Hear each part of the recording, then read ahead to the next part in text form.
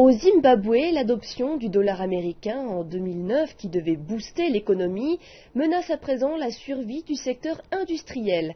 Le ministre des Finances du pays a récemment déclaré devant le Parlement que l'utilisation du dollar était en partie responsable des problèmes économiques du pays.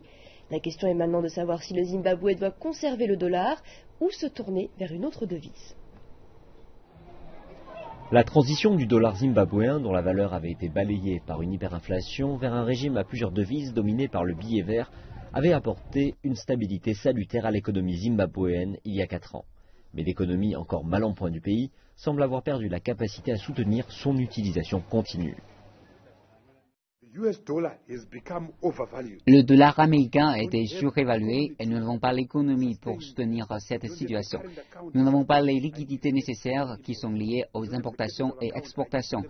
Nous n'avons pas les capitaux nécessaires liés aux investissements directs étrangers pour soutenir le dollar américain. Cela revient ainsi plus cher de faire des affaires au Zimbabwe.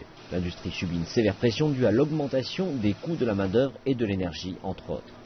La situation a été aggravée par la dévaluation des monnaies régionales, le rand en particulier, ce qui a rendu les importations en provenance d'Afrique du Sud moins chères que les produits locaux. Certains analystes ont appelé à l'adoption du rand, ce qui est cohérent, sachant que l'Afrique du Sud est le plus gros partenaire commercial du Zimbabwe.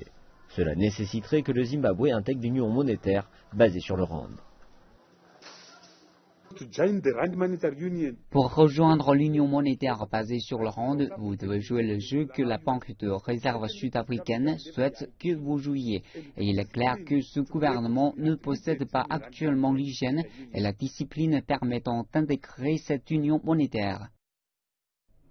Certains dirigeants d'entreprises estiment qu'une petite partie pourrait être introduite et être autorisée à circuler aux côtés des devises déjà en circulation.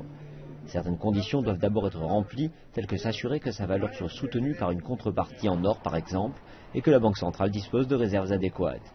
Il faudrait également s'assurer que l'industrie tourne bien et qu'elle opère au-dessus de 60% de sa capacité. Il faut combler l'écart entre les importations et les exportations. Cela permettrait de réduire l'écart commercial et lorsque vous avez réduit le déficit, les gens reprennent confiance dans la devise du pays. Mais l'hyperinflation liée à l'impression de monnaie par le gouvernement est encore dans les mémoires, et si ce projet doit fonctionner, de la discipline est nécessaire. Voyons comment nous allons gérer cela. Laissons revenir la confiance. Je pense que le gouvernement est bien conscient que la crédibilité a été perdue concernant la monnaie. Il fera donc attention pour gérer cela.